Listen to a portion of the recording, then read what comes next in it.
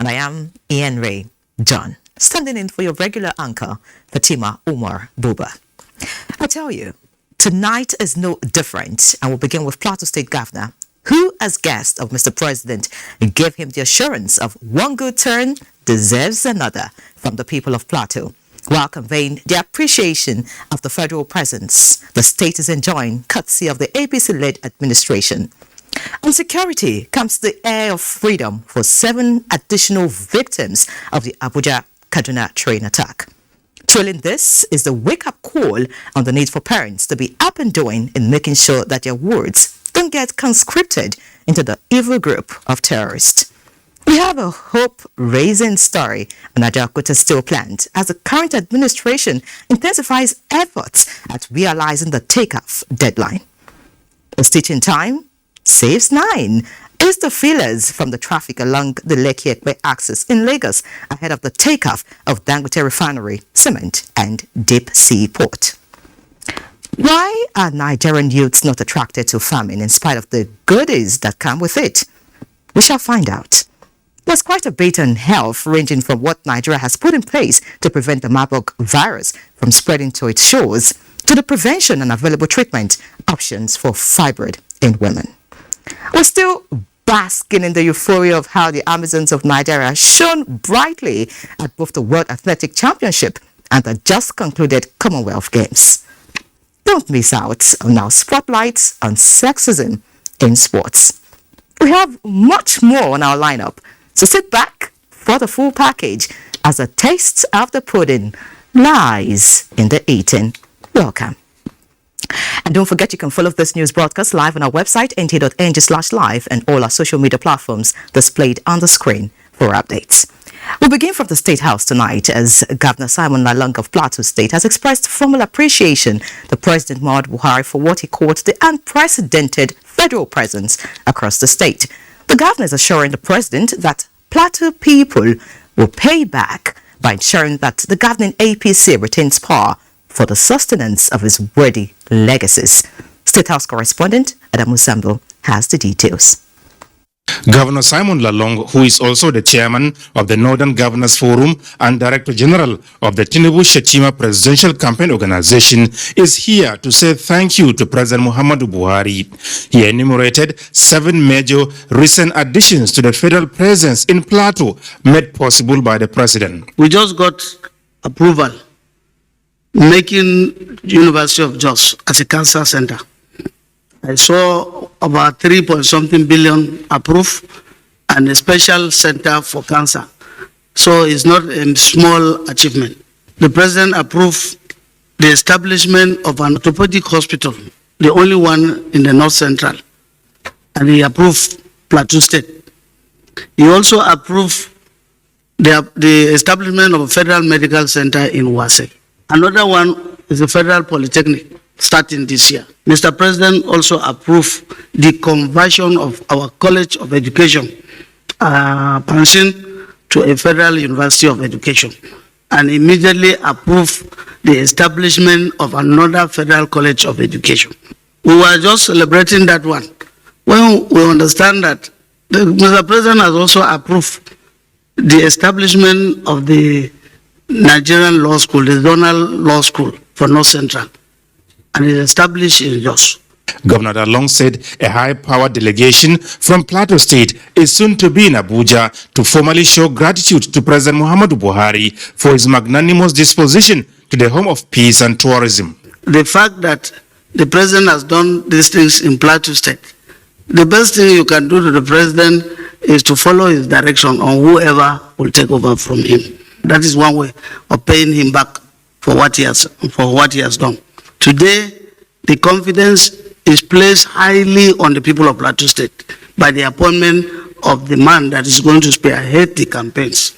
So if we lose that election, it means we don't have confidence in President Muhammadu Buhari. The governor used the forum to react to media reports that Khan demands that he rejects his recent appointment as Director General of the APC Presidential Campaign Organization because of the Muslim ticket being fielded by the party. I don't even know where they are.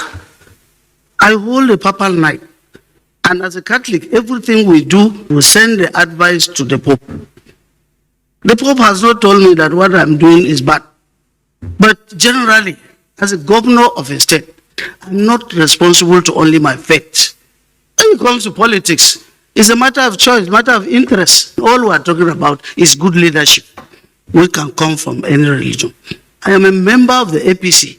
I will say a founding member of the APC. I don't do anti-party activities. If at any time some people who wanted to be VT lost out and they are using religion, they should not use me to help them. Governor Lalong was emphatic that the people of Plateau will stand to be counted in the task of protecting and sustaining President Buhari's legacies by voting massively for the APC in the forthcoming elections. From the State House, Adamu Sambu, NTA News. And some Chara news, 7 additional victims of Abuja Kaduna train attack who have been in captivity for more than 4 months have regained their freedom. Among them are 4 children, their parents and a 60-year-old woman. Sources revealed that the release of this additional set of victims was at the instance of a Kaduna-based Islamic cleric, Dr. Ahmed Abubakar Gomi. A 60-year-old is said to be battling with health challenge. I would like to sincerely appreciate the man who has been their uncle throughout this ordeal with all the people that have been arrested, including myself. And I sincerely also want to appreciate Sheikh who personally came here to receive himself and his family.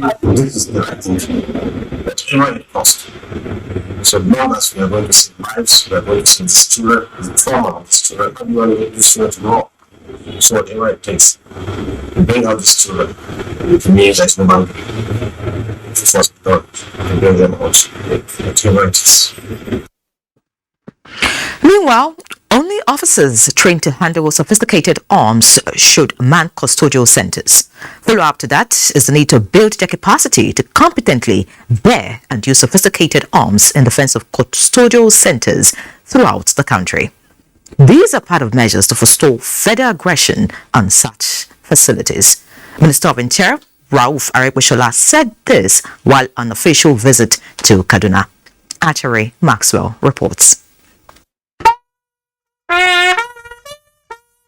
The Minister of Interior, Rauf Aregbesola, was in Kaduna to officiate personal ceremony of officers of the Nigerian Correctional Service. 102 Assistant Superintendent Corrections graduated at a brief and colorful ceremony.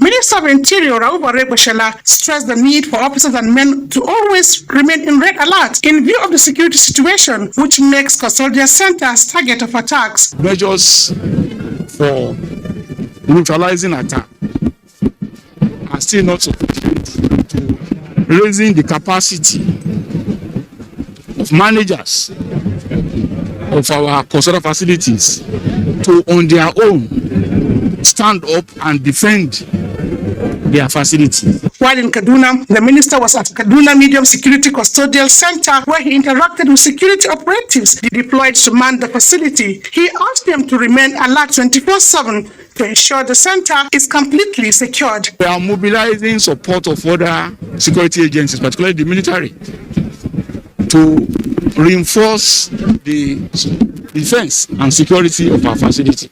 The visit offered the minister first-hand information on the situation of Kaduna Custodial Center and the need to address its problems. In Kaduna, Ienre Maxwell, NTA News. Let's turn our attention to other issues now. Ajaokuta Steel Plant, a plant that is yet to bear fruits 43 years after. Ajaokuta Steel Plant will take off under my administration. This statement has become the Ajaokuta Steel anthem for every administration. 2023 is timeline given by the present administration to revive the Ajaokuta Steel Plant. Near Ogidi, for once away from the corridors of Ienre, was at the Ministry of Mines and Steel Development for an Ajaokuta-related event and comes back with another hope-raising story. Loud but an interesting sound that the federal government wants to hear. an Ajaokuta steel plant yet to give that sound. It is the sound that comes with steel production. Most of the plant is actually under the ground. 43 years on, Ajaokuta is no longer getting any younger. What is stunted growth? A growth that has deprived the plant from taking its place as the nerve center of the nation's economy, taking huge capital flight out of the country in steel importation. Visitor after visitor, all giving hope. Within the administration of President Muhammadu Buhari, before he leaves office in 2023, that we should achieve Ajaokuta by the grace of God. That was July 2020. Yours was in the team when the minister visited and members of the National Assembly. And less than a year, that promise will expire. It is August 2022. Will the Minister of Mines and Steel clear the doubts? Now we're at the closing line, just to breast tape, and Ajaokuta will emerge better and stronger without any encumbrance. One remains standing with the national. It is no longer a lonely journey for the Mines Minister. The Minister of Finance has also joined the Ajaokuta rescue team. Take advantage of. Government is prepared to provide the support to the businesses that need to invest in the steel sector to enable us to achieve aspirations that we are targeting. Two promises from two ministers, and promises coming at the inauguration of a 10-man council for steel development in Nigeria. The Minister of Mines and Steel is expounding his promises even beyond the Ajaokuta territory. Advising the federal government on the establishment in Nigeria of additional iron and steel industry, especially of the private sector. Fingers crossed. Will this be the last chapter of the dark days of the Ajaokuta steel industry? Let the Council of the Wise continue work, and the result will answer that question in positive or otherwise. Mie Ogide, NTA News. While the Council of Elders continue work on Ajaokuta, let's move to the Pacesetter state, where despite being the world's largest cassava producer, sadly, Nigeria is an importer of cassava byproducts. It seems the sad story is ending and a new lease of life is coming through a cassava-based factory that has come with an important cassava byproduct. Kolade Oladosu in this report examines what the nation will derive from this new byproduct. Cassava represents a valuable subsistence and cash crop and agricultural production in Nigeria that has continued to thrive as raw materials for industrial production of different goods. One of such is sorbitol, a sweetener, colorless liquid with 60% sweetness ratio to that of sucrose, also known as common sugar. Its calories ratio is about 40% lower to sucrose. This byproduct is now to be produced in Nigeria and first in Africa through a cassava-based factory with intention to reduce the nation's reliance on importation of sorbitol and to drive agricultural industrialization. This is an example of a linkage between agriculture and industrialization, and that's job creation, value-added job creation, and making life very, very abundant for our people. It's a good business. It's something that you just have to be patient. It's not a business you put money today and expect profit tomorrow. The project is part of the federal government's commitment in the agricultural value chain through the Central Bank of Nigeria Commodity Development Initiative aimed at promoting agricultural production for the nation's economy. We finance all the value chain of agriculture from production, processing, and marketing.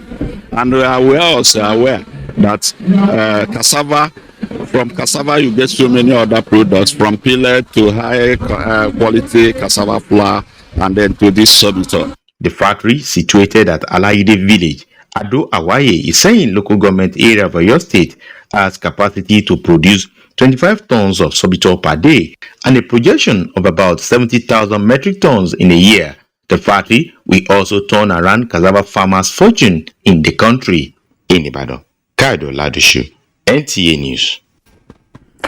As we are aware, the only thing constant in life is change. It's in line with this dictum that the Nigeria's telecommunication regulator, NCC, is aligning its operations to be in tandem with recent developments in the telecommunications industry globally. It amended 5 of its regulatory instruments and they are undergoing review for industry players to make contributions for viable service delivery. Chimdama Ndobesi brings us details. NCC, the watchdog of the nation's telecommunications industry, focusing closely on strict compliance of standards and guidelines by operators. Dynamism of the telecommunication industry with the deployment of 5G network expand the task of the Commission. Going by expectations of investment growth and influx of new devices, the review of these 5 regulatory instruments, type approval, short code operations, technical specifications for deployment of communication infrastructure, advertisements and promotions, as well as consumer code of practices becomes necessary to give the user satisfaction and ensure environmental safety. 5 years will be how much time we should allow any regulatory instrument, to be used. We normally make our rules in a manner that is consultative. In the draft type approval regulation, there is now provision for experimental license to import telecommunication devices for test run before seeking final approval for full importation. Added a new clause on reasons whereby the Commission can revoke a license to a device. The main 3 ones are a threat to national security, if there's a defect, and if it was approved through fraud. If, let's say, a manufacturer wants to add a new ban, the previous device cannot serve as an approval, so we don't have to revoke the approval. Now, what we have done is to solely make it the responsibility of the Commission to allocate shortcuts, manage shortcuts, and administer shortcuts. Some industry operators registered reservations on parts of amended sections which NCC promised to reconsider. In Abuja, Chimdama Ndobesi, NTA News. Let's now take a look at security, as the police will spare no expense in discharging their constitutional roles towards successful conduct of the 2023 general elections. And for a smooth sail across the often rough and risky terrains of elections, early and broad-based interagency collaborations are indispensable. Now, these are some of the takeaways from a zonal workshop on security management towards successful 2023 elections holding in Kano, from where Yohanasu Hassan reports. 2023 general elections fast approaching. The challenges and risk factors well known. Hence, adequate and timely preparations necessary for smooth sail across the risky terrains of the elections. Peaceful and successful conduct of these elections, experts believe, will require a multifaceted approaches through inter-agency collaborations. This gathering of officers and men of the Nigeria Police, other security agencies and the electoral umpire is for cross-fertilization of ideas or role expectations from all the parties before, during, and after elections. Issues of concern includes managing mental health and stress among security personnel, the Electoral Act and other constitutional provision of concern to security agencies. Partnering and is actively participating in this workshop so that we can all be on one page and we can think thoroughly about the issues that need to be attended to before the 2023 general election. The police is the lead agency, but we don't work in a vacuum. We work in cooperation with other security agencies, the military, the immigration, the prisons. So we want to, develop a template where our working arrangement will be seamless. This, the Inspector General of Police, Usman Ali Baba, says, will be accorded priority, especially in the face of the current security challenges. The police officers to prepare their mind so that they'll be able to confront all sorts of security challenges during the election. At the end of the workshop, with the theme, Enhancing National Security Capacity for a Secure and Credible Electoral Process in Nigeria, participants are expected to disseminate the knowledge garnered to their colleagues across the zones. In Kano, Yohanasu Hassan, NTA News. Away from the Center of Commerce, now in the presidential villa, President Muhammadu Buhari has appointed former permanent secretary Ecological Project Office, Dr. Habiba Muda Lawal, as Special Advisor to the President on Policy and Coordination. Before retirement, Dr. Lawal had successfully supervised a team that ensured management, identification, planning, and execution of projects to mitigate serious ecological challenges across the country, with commendable results. Dr. Lawal, who served as Acting Secretary to the Government of the Federation 19th April 2017 to 30th October 2017, has resumed in her new office. Now, taking every possible measure to achieve the desired coverage of civil and birth registration in nations across Africa resonates on this year's Africa Civil Registration and Vital Statistics Day. But what is the state of civil registration systems in Nigeria, Africa's most populous nation? Oluseyi Adiagbo's report provides answers and x-rays the import of the Africa Civil Registration and Vital Statistics Day. Anytime the National Population Commission is mentioned, it censors, of course, both timely registration of vital events, particularly births and deaths, through functional civil registration and vital statistics systems, is also well central to the mandate of Nigeria's population body, the NPC. 27-year-old Ayuba Muhammad is a father of two. He plies his trade directly opposite Population House. Despite this proximity, is yet to have a birth certificate. Why don't you have birth certificate? So that I would have my village. I think I said that about it was size. The awareness being created by the National Population Commission is for people like Muhammad.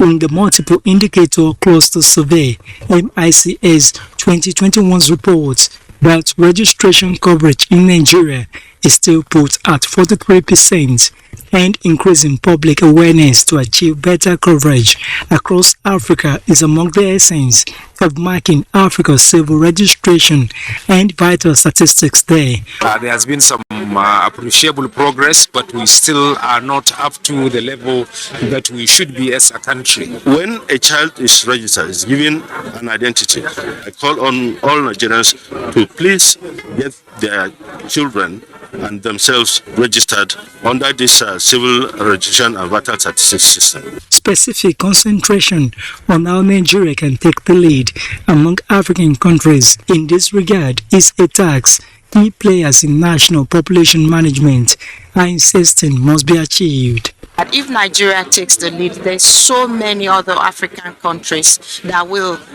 follow. Places we term as hard to reach is easy to reach for the health people, especially during immunization. And we take advantage and ride on their back to get to those children. Population managers are also of high expectation that data generated from the forthcoming 2023 population and housing census in Nigeria will provide a platform for a sound civil registration and vital statistics systems. In Abuja, Oluseyi Adiagbo, NTA News. Many thanks, Oluseyi. Of course, it's important that every birth is registered.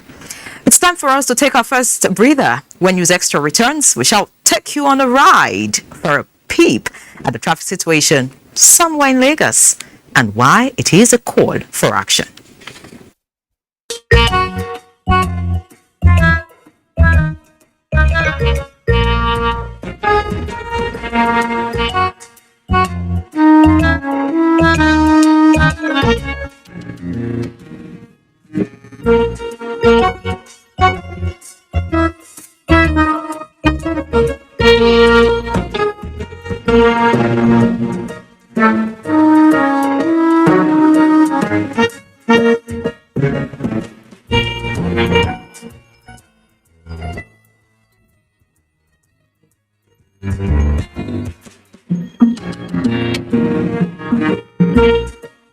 Use Smart Cash, the secure way to send and receive money, pay bills, and buy airtime and data. Dial *939# from any network to get started. I beg. I want to put Smart Cash wallet. That's smart. Smart Cash Payment Service Bank.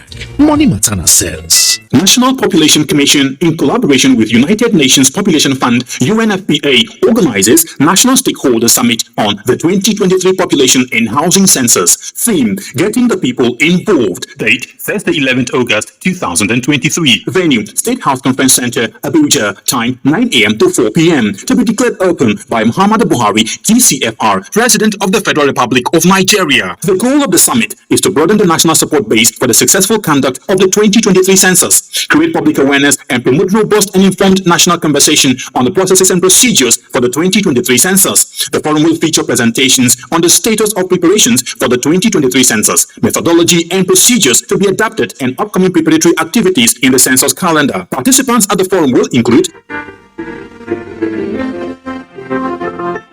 invited guests are expected to arrive at the venue latest by 8:30 a.m. for rapid COVID-19 test and be seated at the venue by 9:30 a.m. Honorable Nasia Isakwara, announcer.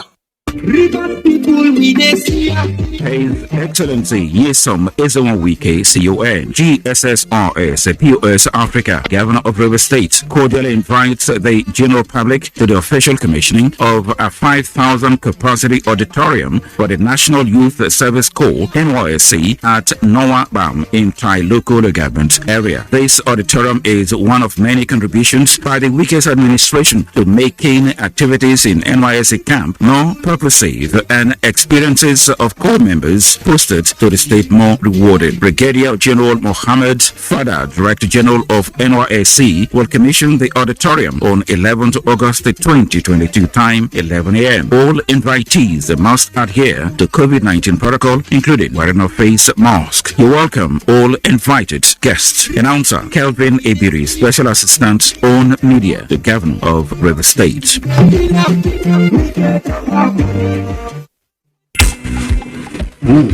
This food is delicious. Can I have my bitters now? Okay.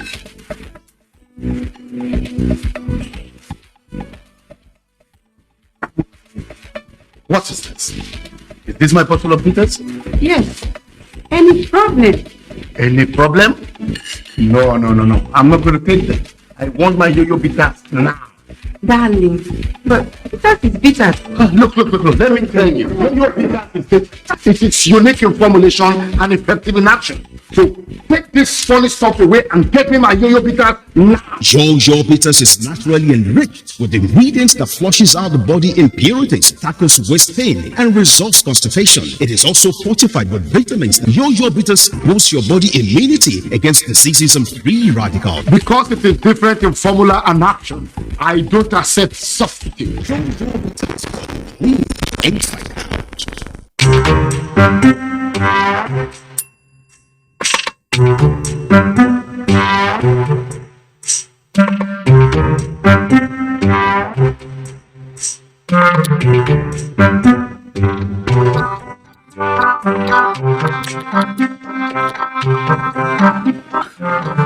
I'm not stalking him.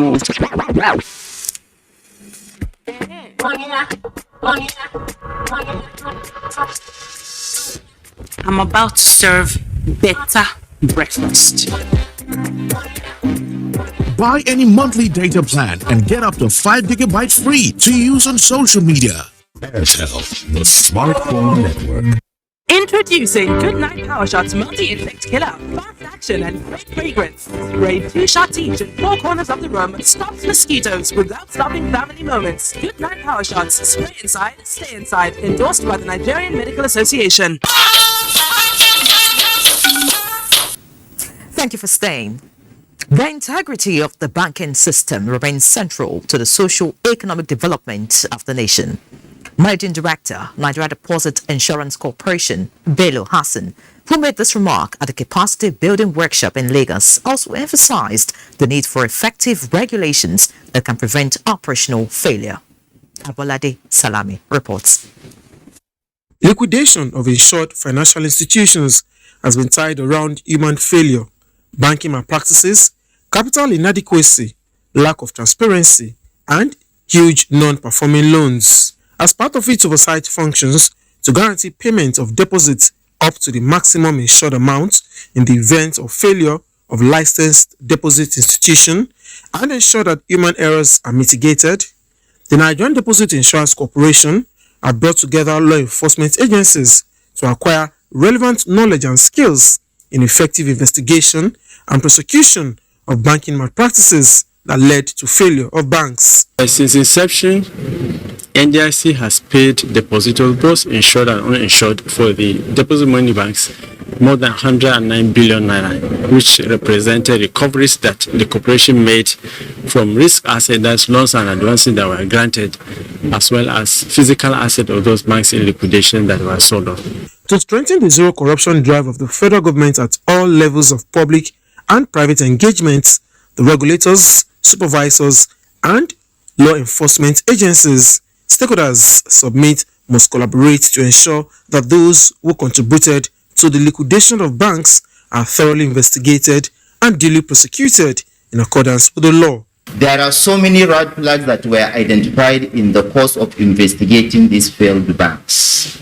And these red flags, majorly, the management were responsible for them. They are the ones that made these banks to struggle to breathe.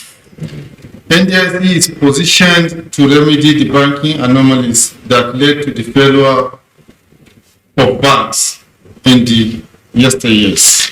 The annual workshop, which is the 11th in the series, management of the Nigerian Deposit Insurance Corporation says is to share ideas with law enforcement agencies on development within the banking landscape that will enhance their skills in the discharge of their responsibilities. In Lagos, Abolade Salami, NTA News. Elsewhere, the Rivers State government has flagged off the dualization of Azikiwe-Ilabuchi Road to be completed within 6 months. Ogedi Ienre reports that the dualization of the road is one of the urban renewal programs of the Rivers State government. Excitement was evident as the people came out in mass to welcome the governor and his entourage for the flag-off of the Azikiwe-Ilabuchi Road, situated in Diobo, a densely populated area in Port Harcourt with predominantly low-income earners and commercial business operators. For over 2 decades, the road has remained impassable, causing hardship for both residents and business operators alike. With the flag-off of the project, the people are optimistic that their years of sufferings will soon be a thing of the past. Governor Wike says the road will be completed in 6 months as 80% of the contract sum have been paid to the contractor. He assured those whose property will be affected of compensation while advising them to conduct themselves orderly. All the promises I have made in Port Harcourt, not somebody come and tell me which one I have not fulfilled. I have finished. Nijuarue, I have finished. Obunabari, I have finished. Gobia, I have finished. For me, politics is all about accountability to the people. Former Governor of Ondo State, Olusegun Mimiko, says Governor Wike has undoubtedly changed the landscape of Rivers State through infrastructural development. I urge you not to relent in doing good, not to be weary of fighting the right battles, and never give up on the destiny of our nation, the manifest destiny as a leader of nations. Upon completion, the Azikiwe-Ilabuchi Road will become a dual carriageway and will serve as an alternative route to reduce the heavy vehicular movement on Ikwere Road. In Port Harcourt, Ogedi Ienre, NTA News. And away from the treasure base of the nation to the center of excellence, where in a matter of months, Ibeju Lekki local government area of Lagos State will be on the world map as another industrial hub, hosting the nation's first deep sea port, a pirate refinery and fertilizer plant, among others. Ahead of full commercial operations of these economic entities, what is the traffic situation along the corridor? Adeniyi Taiwo is here to fill us in. 49.5-kilometer Lekki-Epe Expressway was first constructed in the 1980s by the Lateef Jakonde administration of Lagos State. The level of development along this corridor has been so huge to the point that traffic congestion has been a permanent feature. From pillars that we are getting, the sociology of this corridor may change further with the level of industrial development that is set to take off down this corridor. It is a typical day along Lekki-Epe Expressway with horn blaring, traffic dragging, and tempers flaring. The gridlock knots and unknots depending on the time of the day and on how much people like Kolawole Tajudeen, a traffic warden, can put into it. It will take you nothing less than 1 hour or 2 hours to get to this spot. The distance of not even up to a kilometer. Rosemary is frustrated with the traffic and has to make some hard choices in order to cope. It's terrible. I had to change my children's school 3 times because of this traffic. Ezekiah Isaac is happy that Aweyaya, one of the trouble spots along the axis, is now receiving attention. But despite this intervention and others on the expressway, he is worried about what will become of traffic in the area when the likes of Lekki Deep Sea Port begins full commercial operations. When all the container starts, all the tanker starts, trooping out, it's going to look more clumsy. While Dangote Refinery is working hard to begin operation before the year ends, September 2022 is already projected for full commercial activities at the Lekki Deep Sea Port. I'm aware as a town planner that the government has plans to make alternative routes available. So I feel like the government should expedite actions on that. So whichever way, I think all those things have been taken into consideration. And like I mentioned to you, you see, we are making our own a four-lane road, 2 on both sides. Until that happens, residents and commuters around Lekki Epe Expressway may have more price of development to pay. In Lagos, Adeniyi Taiwo, NTA News. Many thanks, Adeniyi. Of course, the big question is whether traffic can actually be taken away from Lagos. Let's wait to see what the government will do. Now, experts in the construction industry are affirming the imperatives for adequate mix of building material as a necessary foundation for quality of building projects. However, the question that often arises, especially after a structure collapses, is whether or not such a building was supervised by an engineer. Members of the Council for the Regulation of Engineering in Nigeria, COREN, are using their 30th Engineering Assembly to address the falling standards in the construction industry and the place of engineering. Olabode Arewa reports. Incidents of collapse of solid structures such as this are no more news to Nigerians who blame the trend on the activities of quack developers who do not obey building codes and who also use substandard material for construction. Engineers at this meeting are strategizing on ways to domesticate the codes, the standards and the regulations guiding construction as a panacea for failures in engineering infrastructure. Materials, yes, it could be one of the sources of the failures in structures, in engineering structures, but also even the supervisions. A client will decide to change supervision teams, different types. For you to practice engineering, you need to be guided by some codes, by some standards, because engineering is a profession that deals with human lives, and that is why it is regulated. Shida Mola and Gloria Nkirika, 2 young engineers participating in this conference, believe that the buy-in of the public is necessary to successfully uphold building standards. If you don't have requisite people with advanced knowledge handling things, you get to see that things do not go well. And that is why we advise that if you must do anything, ensure that you put the right set of people on the job. When you have a registered engineer to build your house for you, you see that you have a house that is of quality and that is of standard. A lot of builders, they are not registered foreign members, and when they are not registered engineers, you find that you have lapses. As the regulatory agency for the engineering profession continues to collaborate with other agencies to deepen the Nigerian content policy in the use of materials and engineers, professionals like Sheyi and Gloria are assured of a future with improved standards and practices. In Abuja, Olabode Arewa, NTA News.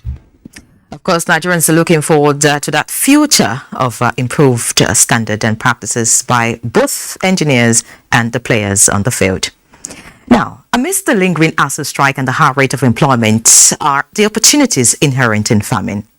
The question is, are the youths showing the sort of interests expected? Join us for this and more in our next segment as we take another break. Stay with us.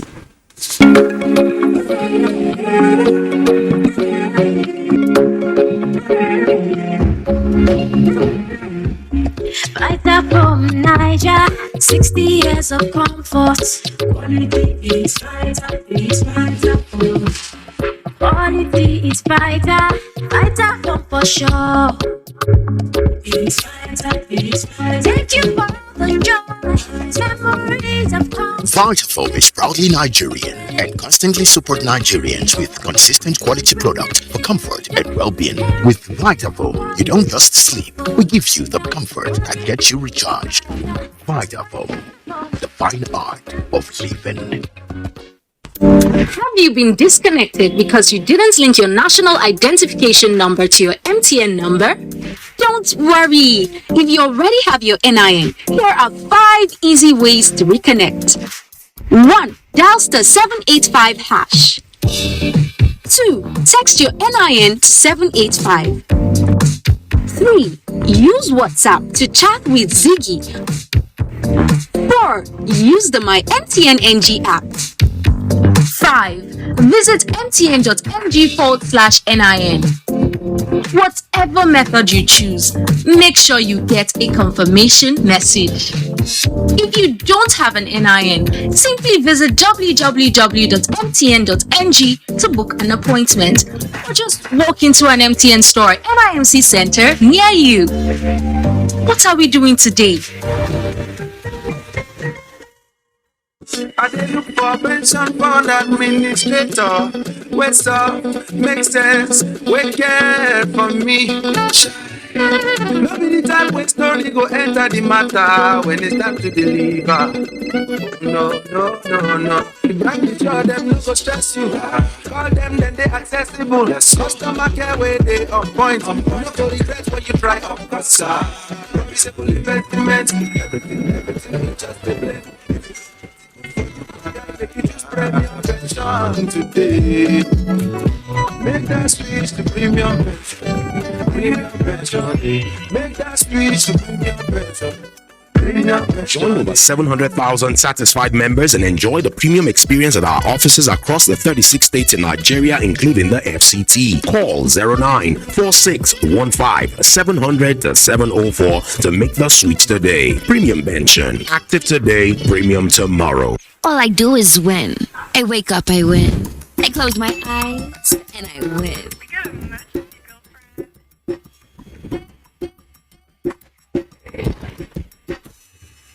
Keep up on me, come on, let's go. Independent women, come on, now let's get it. I'ma keep running till the world stops. Wow, you look great. Did you just complete yourself? Darling superstar, great that takes a long fresh, no matter what.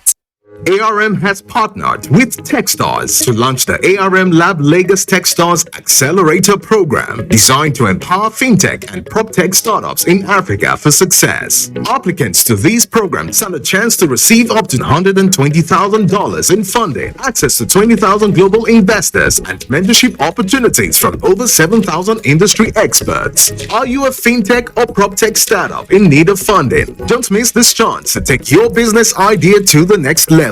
Hurry and apply today by visiting www.apply.techstars.com.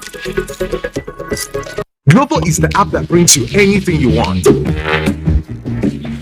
Like a better crispy chicken, chilling after work, or what you need from the supermarket, sharp. Even some diapers to escape real wahala. Download the app, order a Global, and we get it. Wake up the champion in your child. Give them energy to go further. Milo Active Go and the natural goodness of malt, milk, and cocoa helps wake up the champion in your child. We don't like to eat better. More nutritious meals, more veggies. But we want it tasty and easy too. No cubes. That's the secret. Made with real ingredients like chicken, parsley, and garlic. And enriched with iron, so your meals are better for you and more delicious too. That's the cocoa. Let's give it some accolades. Change your world by changing what's on your plate.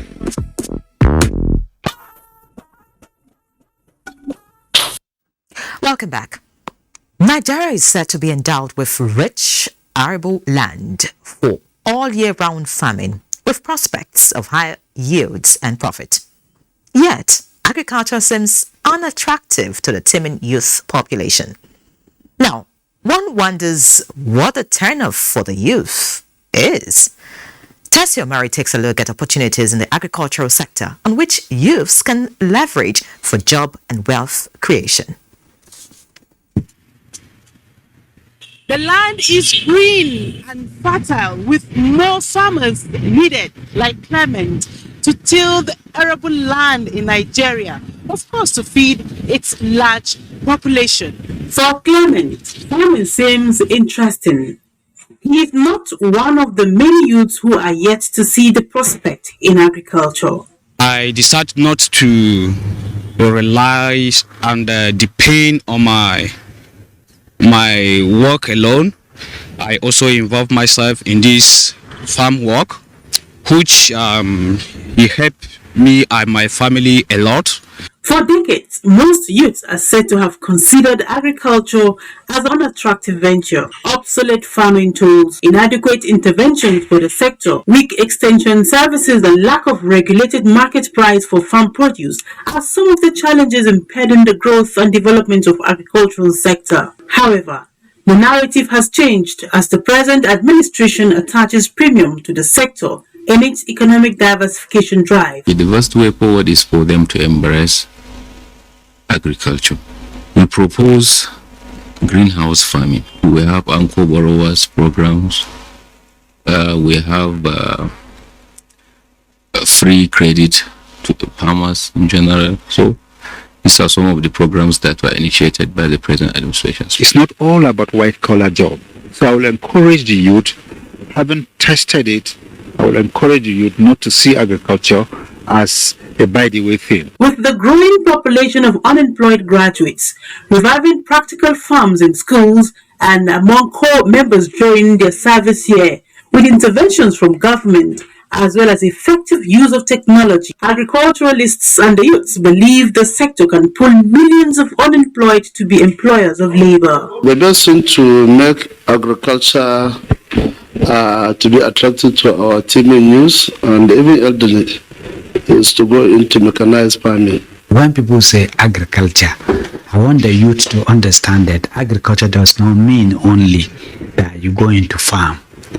You can also go into aquatic resources, which are fishery, where you can get shrimps and co, which are even more expensive than the crude oil. They feel it's not a white collar job, so the dressing tatteredly and going to the farm, all of those are a kind of turn off for the youth. While youths are encouraged to venture into agriculture, tackling security challenges is key. In Abuja, Tessie Omari, NTA News. It's important to mention that agriculture is also a viable option for any youth who wants to make it big in life. Yes, I can say that. The use of plastic and polythene bags for packing water and carbonated drinks has no doubt become a part of our daily lives in Nigeria. Olukemi San reports that experts are warning that exposure of these products to rays of sun by retailers can cause microbial and chemical deterioration of the products. Her report. Ado-Ekiti, the fast developing capital of Ekiti State. Many of its houses within the city center have one commercial, especially buying and selling outfits attached to them. This is an all too common scene in our Nigeria of today. Drinking water packaged in polythene bags, popularly called pure water, loaded in open vehicles as they are conveyed round the street under scorching sun to retailers. Equally familiar to us all is the practice of sellers displaying plastic packaged liquid products like bottled and carbonated drinks out in the sun. To medical doctors and laboratory scientists, there's a looming danger. The bottle actually contains some chemicals, and one of the chemicals is actually bisphenol A. And what it does is actually over time, in women, it destroys what you actually the hormonal profile. And there is a pathway, by the estrogens. Cancer is getting common. Now, this is a hero of kidney failure. So searches are going on. We come to discover that these things we looked at common, they are really causing the problems we are yet to know. Apart from causing cancer because of the hydrocarbon that is generated during when displayed in the sun, there are some of them that are also cause microbes that are cause typhoid. It's within the power of consumers to therefore protect themselves and reduce the risk of the spread of cancer by avoiding bottled and sachet pure water and carbonated drinks exposed to sun radiation. Many people are oblivious of the dangers of some of the things they consume. I haven't, seen any report saying that. Microbiologist says the fact that the danger cannot be seen with naked eye or noticed does not mean that the health hazards are not. It's actually established by science that consuming those things or the bottled water under the sun may likely is actually dangerous. It's harmful. Experts advise regulatory authorities to put stringent laws in place to curb harmful practices, especially among producers and retailers of edible products. In Ado-Ekiti, Olukemi Sonny, NTA News. Many thanks to Olukemi. That report is actually an eye-opener. And of course, plastic bags and polythene bags really should be checked. Now, let's talk about raising children. As children grow, they need the guidance of parents, guardians, or caregivers to put them on the right track on the journey of life with appropriate sanctions and rewards. However, in recent times, some punishment meted out to children far outweighs the offense or is too severe when compared to the age of the child. Olayinka Ojo in this report takes a look at whether corporal punishment should be allowed in schools or not. Take a listen. The United Nations Children's Fund, UNICEF, says more than 85% of Nigerian children between ages 1 and 14 experience violent discipline in schools, with nearly 1 in 3 children experiencing severe physical injury. This has concern whether corporal punishment should be allowed in schools or not. Make sure that the corporal punishment is always there to check them. You pick me, you kneel down, not necessarily something that we create mark on that child. I think they should stop flogging children in school. Recent studies have shown that this practice has led to injuries and sometimes deaths in schools. The practice impedes Nigeria's process towards sustainable development goals. It also brings about negative rather than positive consequences in the whole process of teaching and learning. Is that it hardens students. It makes them to form gangs. Physical punishment causes not only pain, sadness, fear, shame, and anger. It is to change this practice, which tends to increase child aggression and antisocial behavior, as well as lower intellectual achievements in children, that these experts are advocating an end to corporal punishment in schools. Ensure that there are effective mechanisms in place for reporting violence when it occurs. For Abdulsalam and Priska, it is the dangerous method of controlling or maintaining behavior and discipline. Implement correction without having to hit the child. For me, the punishment shouldn't be ended because there are some students who deserve such punishments. It's just that the level at which we punish the child should be either not too harsh. Experts say children's learning experience should be positive rather than traumatic. Olainka Ojo, NTA News. And still on education, the Standards Organization of Nigeria is saying no to education tourism. That is not all. It has given marching orders to heads of educational institutions across the country to comply with international best practices for quality service delivery. This was at the adoption of Education Management Standards meeting in Abuja. Benny Adams in this report takes a look at the issues of quality in the nation's institutions of learning. Figures from United States Embassy in Nigeria show that between 2020 and 2021, 12,860 Nigerian students, which is 33% of all African students, are studying in the United States of America, making Nigeria both the leading source of students from the continent and 10th largest place of origin country worldwide, a figure reflecting only the USA. Stakeholders say it is not a bad idea as exchange study programs bring new knowledge, but bad when it is an outright movement of learners from Nigerian institutions due to poor quality of education services in the country. The mission and the policies of our educational organizations are not backed up by measurable quality educational objectives. In here are experts in quality assurance from different institutions and government agencies in education and learning sectors across the country. Their mission here is simply to agree on establishing and maintaining standardization activities in the education sector in line with international best practices, with the belief that it will change the narrative. This will give our education system a global acceptance in the world market. Globalization of products and services, we all know, is what is happening all over the world. Professor Grace Otinwa from the University of Lagos was elected to chair the National Mirror Committee, saddled with the responsibility of changing the tide under the supervision of SON. I will represent this great country of ours called Nigeria in an excellent manner.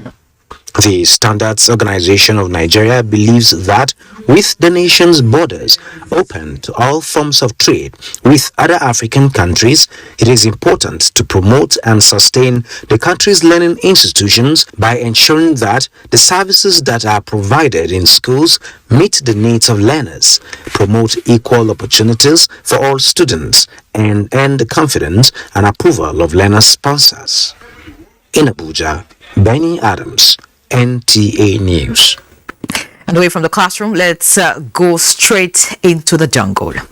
As the king has been overthrown from his jungle in the battle between mankind and the lion family. Well, as the world marks Lions Day, it is clear that every victory for man in this battle is a loss for humanity in the war against climate change. Onengeye Fineface will break it down for us. Weighing between 300 to 600 pounds, lions are the second largest and proud members of the cat family. The lion is unarguably the king of the forest. Now, whether strutting alone or in his pride, the sight of a lion sends shivers down the spine of the beholder. It helps to reduce the incidence of disease, spreading of disease. That is why when it is hunted, it looks for the weaker one, the sick ones, and by the time it eliminates a sick animal, the incidence of disease spread is reduced. But lions are gradually losing their pride, no thanks to human interference and worsening climatic conditions. Well, globally, there's about 20,000 lions left in the world. That's it, in the entire world. When we come here to Nigeria, unfortunately, there's only 30 to 50 lions left in the wild. Agricultural activity, forest encroachment, illegal logging, all these depletes the forest, which is their habitat, the savannas, which is their habitat. In some society, before you marry, you must bring either the head or the tail or any part of a lion. The development of traditional medicine has a lot to do with lion parts. Then also pet trade. People want lion cubs, so they kill the lion parents to get the cubs. Hunters that goes into the bush to set snares for antelopes and whatnot, all other forms of bushing. These snares also catches the lions and injures them, kills them. The situation with lions in Nigeria is even worse. The country is fast losing its wild cat population to unhealthy environmental practices. Ostensibly, it's to celebrate lions that we have amongst us, but it has also become a medium, and very importantly, to call attention to the plight of lions in Africa and then especially here in Nigeria. So I hope that the lion population here in Nigeria can actually recover, because if you can have a healthy lion population, you can make money from it. The commemoration of Lions Day is part of global efforts to preserve biological diversity by raising awareness on the importance of living in harmony with nature and natural ecosystems. On NTA, Fine Face, NTA News. Beautiful reports on NTA, but I would like to see you do a stand-up in the midst of the lions next time. All right, there's no cause for alarm where the spread of Marburg virus into Nigeria is concerned. Those saddled with disease control assure Nigerians. We shall bring you this and more after this next breather that beckons. Join us again. Come to the National Center for Women Development, a home away from home. With our beautifully renovated hotel, the center can also boast of a 1,700-seater auditorium for conferences. The edifice has an African, continental, and Arabian restaurants, a daycare creche for nursing mothers. There is also an ICT department for computer training, and also a training department for catering, tailoring, and hairdressing. For more information, please contact the National Center for Women Development, Favour Way, opposite the Central Bank of Nigeria's TBN headquarters, Central District Area, Abuja, or telephone 070-511-1163. National Center for Women Development, rebranding, restructuring, and repositioning. Nigeria Golf Federation announces its first Nigeria Golf Federation Summit. This summit will discuss salient topical issues that relate to the development and upliftment of golf in Nigeria. Chairman General IBM Haruna, Special Guest of Honor, Honorable Minister of Sports, Mr. Sunday Dare, Convener, Otumba Olusegun Rushewe, OON, President Nigeria Golf Federation, date 31st August to 2nd September 2022. Venue, Ladikwali Hall, Sheraton Hotel and Towers, Abuja. Time, 10 a.m. prompt. This event is supported by Polaris Bank, Nigerian Television Authority, NTA, Africa Independent Television, AIT, Golf Garden, Anchor Insurance, and Royal Ceramics. Otumba Olusegun Rushewe, OON, President, Nigeria Golf Federation, announcer. It pain me. It depend you. It depend us. It depend everybody. Yes. But what? Not shed. Starter. Come out. It no go suffer. This one they talk. And make them go. Make them go if they want go. This one they talk. We go come out. We go. This one say, make we starter. Make we born. Make we do everything. When you start and finish, where you go? Okay. You go take private jet. Carry your family go. But make I ask you, what about your uncle, mama, auntie, brother, sister? What about them? Remember, who throws stone for market? You don't know whether the stone go touch your own person. If the two will go come out from your mouth, you no go fit gather us together as one people. Shut up with please. War no get friend. You don't know language. You don't know anything. So if our we get too much, make we sit down at the table of dialogue. Nigeria na my own. Nigeria na your own. Nigeria na our own. Make we come together. Keep them together.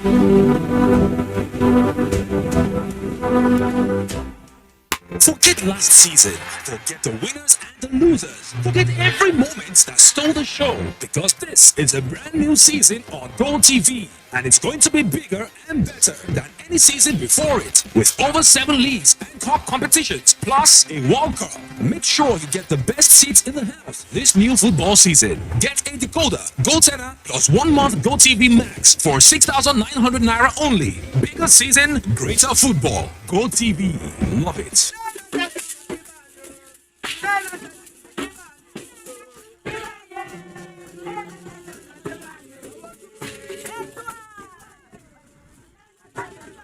August meeting is where women always plan how the grassroots will be able to work.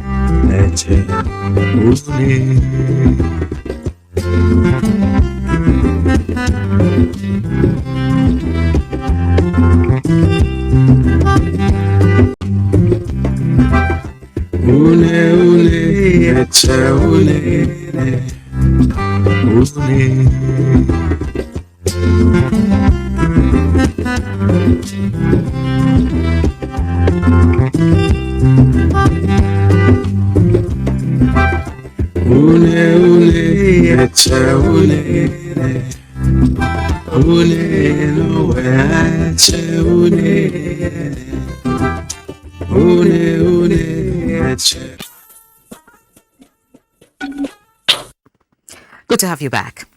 As the journey towards a sustainable post-insurgency recovery deepens, placing healthcare sector on a sound pedestal to meet people's ever-growing demands for medical services becomes imperative. To this end, Yobe State government is investing huge amounts of resources in the sector, as demonstrated by the construction of a world-class maternal, newborn and child health center, which is nearing completion. Yunusa Suleiman reports that this commitment is to improve access to quality health services in the face of emerging health challenges. The 14th of January 2020 will forever be remembered, as it was the day that healthcare sector in Yobe State received a major boost, with the foundation laying for the construction of maternal, newborn and child health center, one of the largest in northern Nigeria.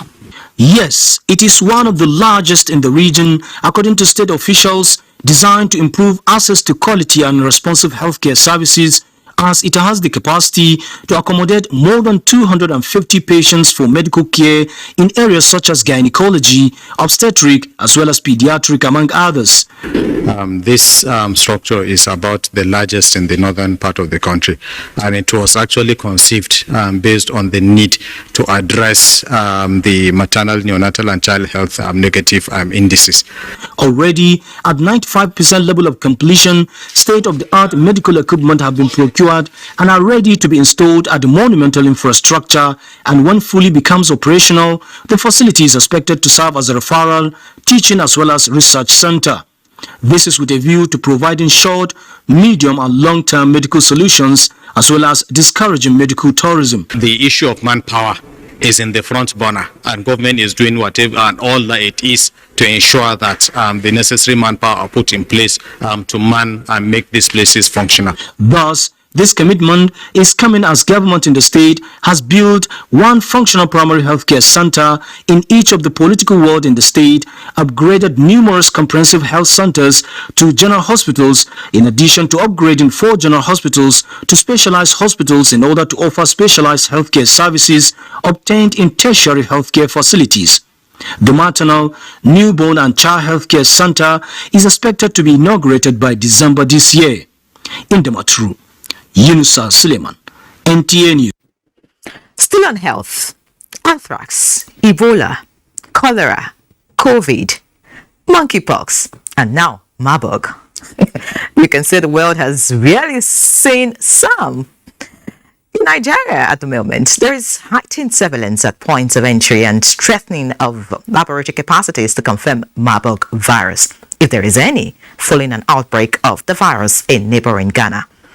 Uche Ugochukwu reports on this preparedness to prevent and or contend with Marburg in the country.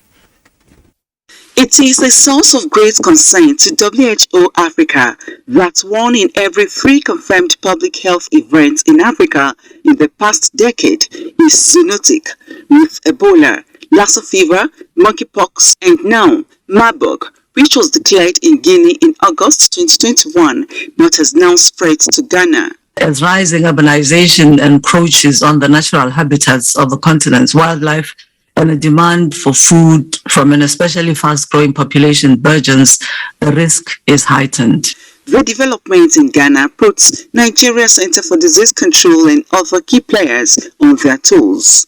We've managed Ebola before, we have been managing Lassa fever, and then also our infection prevention and control system has been growing, and then particularly with recent COVID-19, so capacity of healthcare workers have been built. We have treatment centers where healthcare workers have been trained on infection prevention and control, and also management of viral hemorrhagic fever.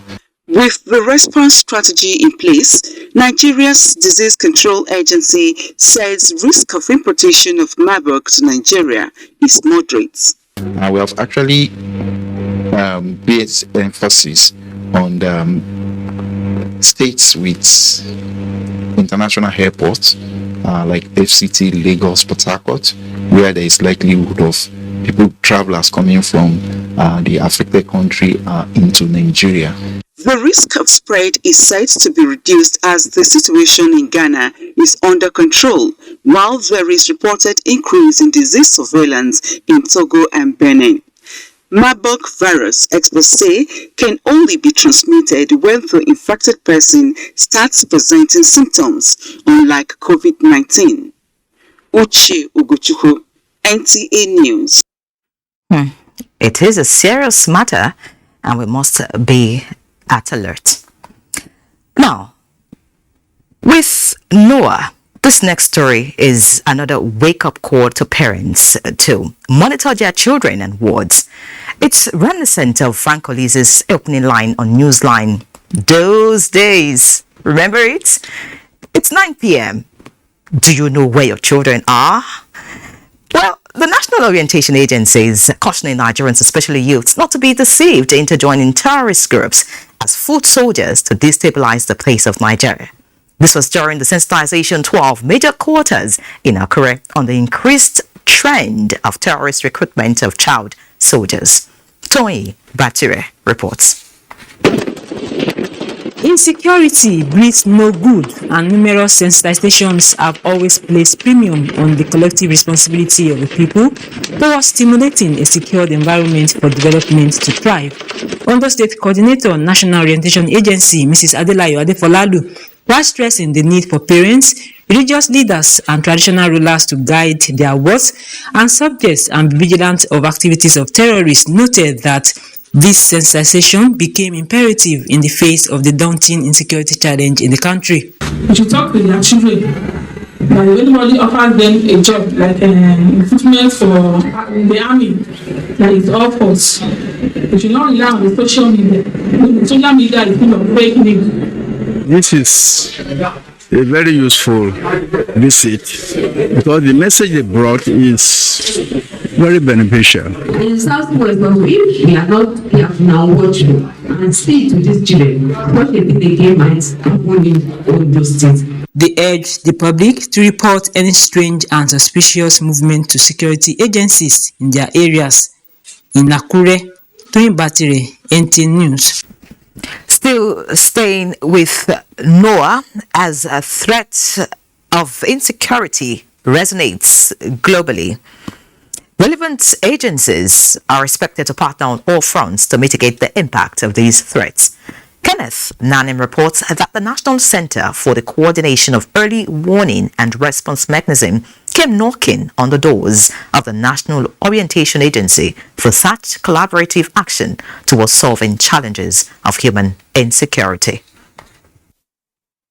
Established in June this year through Executive Order 12 under ECOWAS instruments governing the regional peace and security architecture of West Africa, the National Center for the Coordination of Early Warning and Response Mechanism has the mandate to deal with every challenge that threatens the well-being of the Nigerian people, with emphasis on human security. With issues of crimes, human rights abuses, public health, climate change and environmental challenges, terrorism and other security concerns on the increase, it becomes imperative that agencies come together and galvanize action at the peak of time.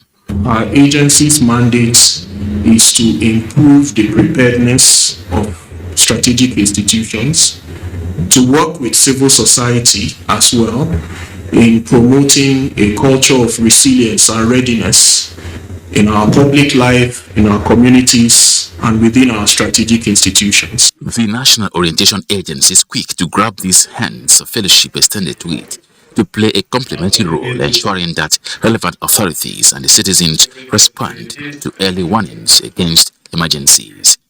Any warning sign is very apt in security matters. Even recently, the NSA sent us a letter requesting that our Chief Orientation and Mobilization Officer should begin to enlighten the public on the recruitment of child soldiers. That's a proactive attempt. The partnership initiative is also expected to leverage the wide reach of the National Orientation Agency's desk officers across the 774 local government areas of the country to thrive. Kenneth Nanim, NTA News. As you know, security is everybody's business. Do your part well. Let's take our last break for the night. And when News Extra returns, we shall bring you the package on sexism in sports, following the fantastic outing of the great Nigerian women at the two recent global sports arena. Please stay.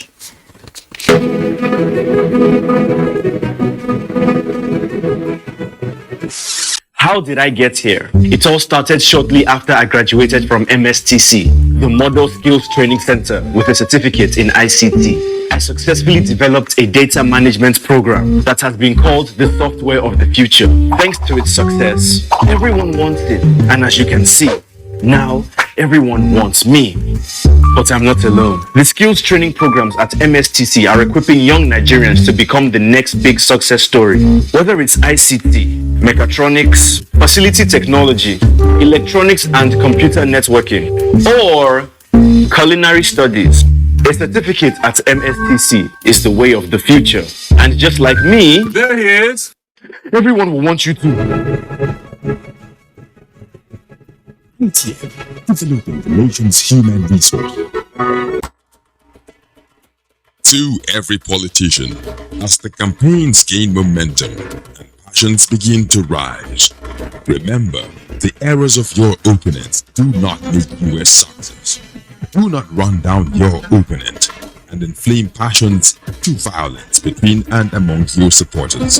What counts is what you plan to do for the electorate and how you intend to relieve the sufferings and bring succor.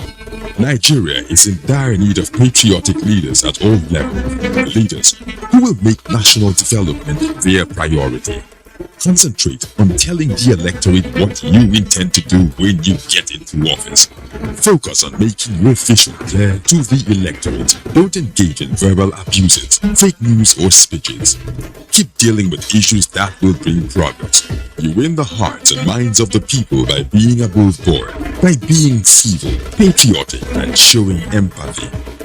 Let's join hands to make the 2023 elections peaceful. A message from the National Orientation Agency.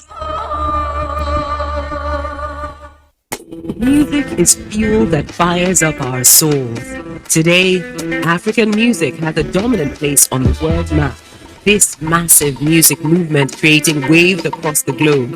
I have seen the evolution and the growth of this industry. But every movement starts with a story. And the best place to start any story is at the very beginning. It's a ceremonial energy that can only have come from Africa.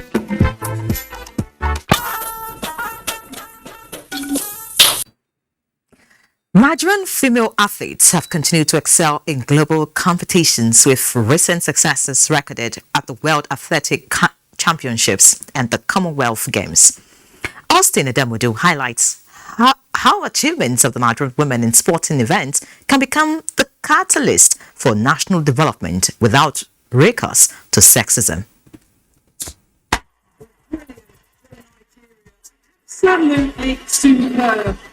In recent times, Nigerian female athletes have been putting up performances that overshadow their male counterparts in major sporting competitions. One could argue that it is a new era where women athletes have broken all socio-cultural barriers to showcase their potentials and capacity in all spheres of life. So we can see that our women are doing very well now in sports. So parents and society should stop discriminating against the girl child with preference to the male child.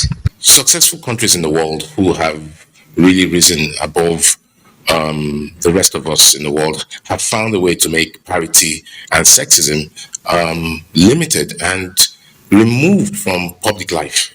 For instance, the historic achievements of the Nigerian female footballers in Africa and the heroic performances of Nigerian female athletes in global competitions speak volume. I'm super happy it's a goal of mine, to go over 7 at the Commonwealth Games. I was confident that I will win the gold, so that was it. Today, a female Nigerian athlete, Tobin Amosan, is Africa and world champion. Go to his Anderson. Toby Anderson. Records in one night. And she makes history by becoming Nigeria's first world champion. It's been going through, consistency, hard work, and dedication brought me this far. Interestingly, all the 12 gold medals won by Team Nigeria in the just concluded Commonwealth Games in Birmingham were products of the female athletes. If we're given the opportunity because we need more investment to go into the women food as a girl child, and life after sports, because this is the competitive aspect of it. What happened to us after we retire? This is why the women folks are also clamoring for constitutional recognition of their role in our country, and they're asking for something that will appear like affirmative action, some kind of percentage, even for political offices.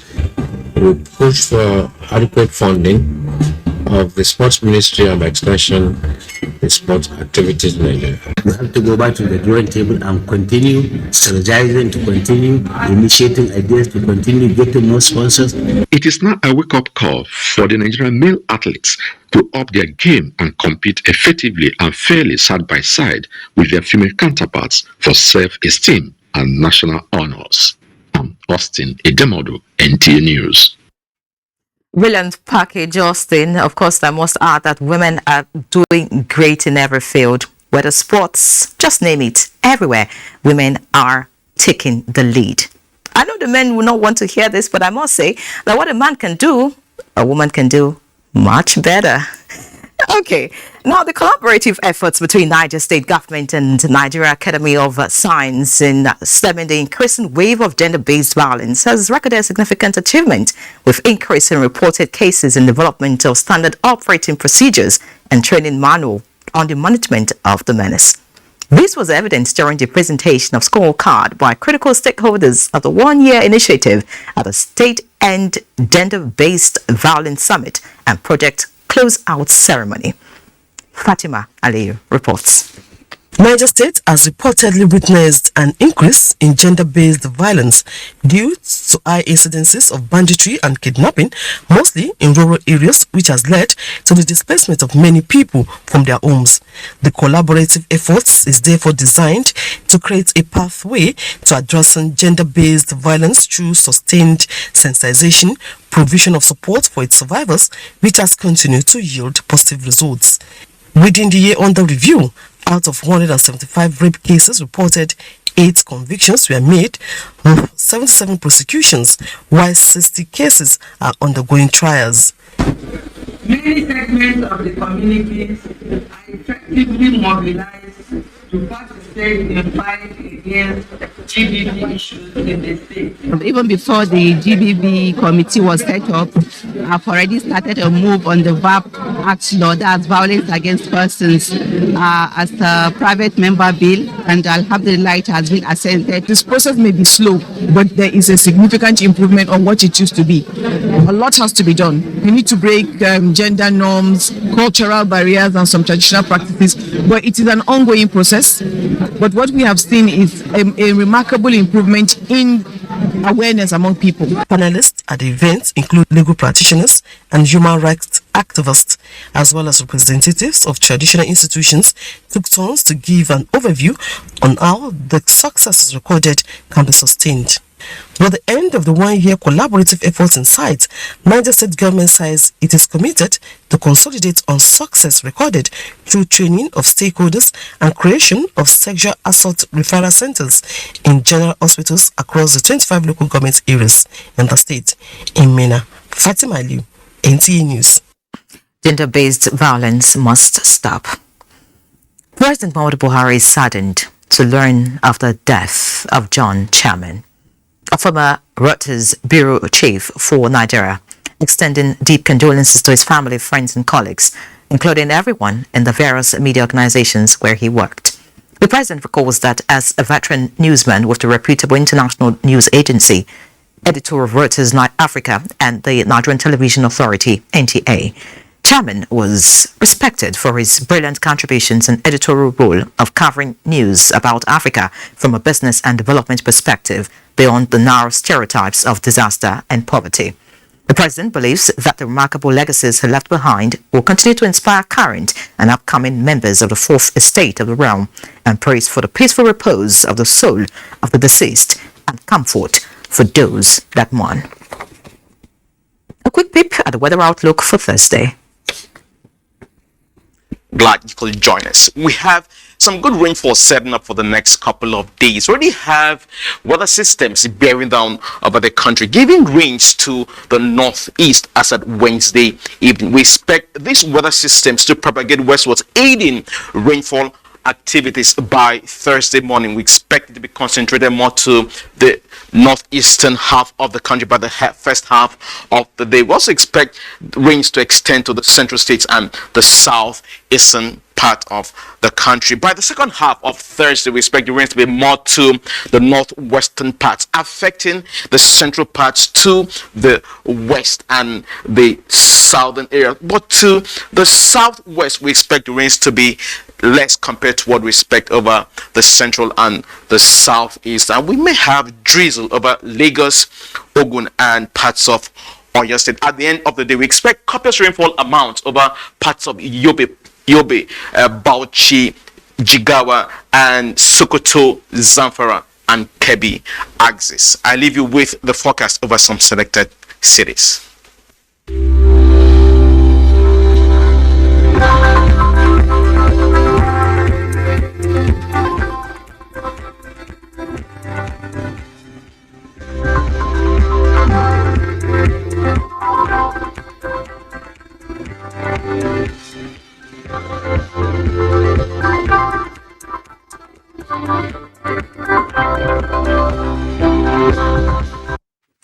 And that's our package on News Extra this Wednesday. Many thanks for your time, and please join us again next Wednesday for News Extra. I'm Ienre John. Have a good night.